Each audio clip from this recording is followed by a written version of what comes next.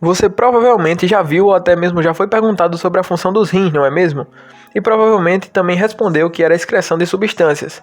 E não, você não está errado. Por fazer parte do sistema urinário, conectado com artérias e veias, englobando também ureteres, bexiga urinária e uretra, onde há a excreção da urina, que percorre todo esse trajeto citado anteriormente, muitos costumam associar os rins unicamente a isso. Mas não é apenas isso. Além dessa função excretora, eles auxiliam na regulação do volume do líquido extracelular e da pressão arterial, da osmolaridade, manutenção do equilíbrio iônico e até na produção de hormônios, como a renina, a qual está relacionada com a homeostase da pressão sanguínea por meio da regulação da produção de hormônios, e a eritropoetina, hormônio que regula a produção de eritrócitos ou hemácias. Os rins situam-se em um lado da coluna vertebral, ao nível da 11ª e 12ª costelas, logo acima da cintura. Embora eles estejam abaixo do diafragma, eles estão tecnicamente fora da cavidade abdominal, entre o peritônio membranoso que reveste o abdômen e os ossos e o músculo do dorso. Uma seção transversal através de um rim mostra que seu interior é dividido em camadas. Uma região cortical, denominada córtex externo, uma medula interna, que são um conjunto de massa de tecido em forma de cone que secretam urina em minúsculos túbulos em forma de saco, além da pelve renal, a qual recebe a urina para direcioná-la ao ureter. As camadas são formadas pelo arranjo de pequenos túbulos, chamados néfrons. Para você ter uma noção, temos dezenas de milhares deles. Os néfrons ainda podem ser divididos em segmentos, os quais são intimamente associados com vasos sanguíneos especializados.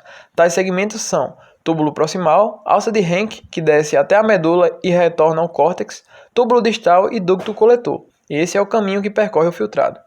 Como já foi citado anteriormente, a formação da urina ocorre nos rins, sendo a filtração do plasma para dentro dos túbulos renais o primeiro passo para a formação dessa. Esse processo é responsável por gerar um filtrado, que tem a sua composição igual à do plasma, menos a maioria das proteínas plasmáticas, ocorrendo nos néfrons, mais especificamente no corpúsculo renal, que consiste na rede de capilares glomerulares em volta pela cápsula de Bowman, por células especializadas como os podócitos.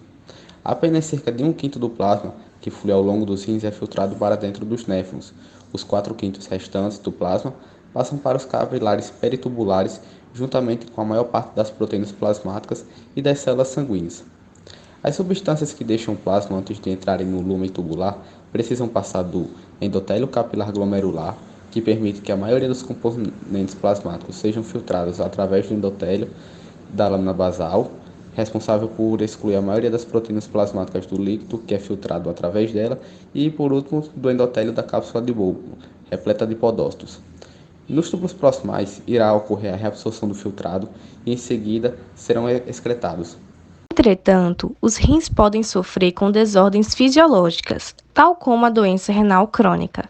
Essa patologia consiste na perda lenta e progressiva da função renal, podendo se apresentar em vários estágios, desde uma diminuição da função glomerular até a insuficiência renal crônica em estágio terminal.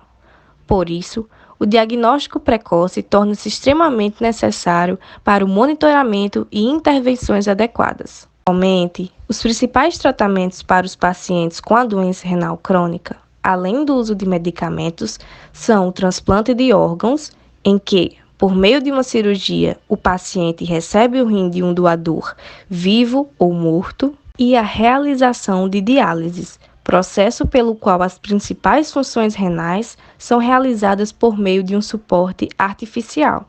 Dessa forma, com o avanço das condutas terapêuticas, esses indivíduos conseguem se adequar a uma vida normal e prolongar sua expectativa de vida. A periodontite é uma infecção tecidual que atinge a região do periodonto, responsável pela sustentação e envolvimento dos dentes, tendo a sua causa por uma formação de placa bacteriana na parte superior e embaixo da linha da gengiva.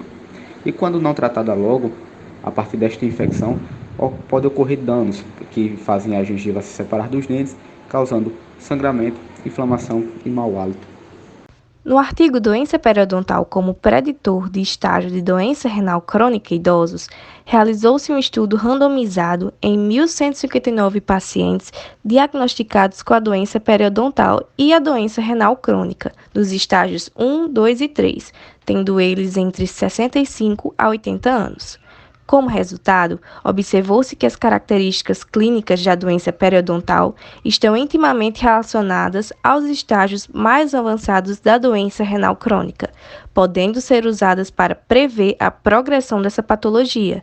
Com isso, o diagnóstico precoce da doença periodontal em pacientes portadores da doença renal crônica contribui com a tomada adequada dos procedimentos terapêuticos. Esse trabalho foi realizado para a disciplina de Fisiologia pelos discentes Débora Camille, Davi Feitosa e José Leôncio.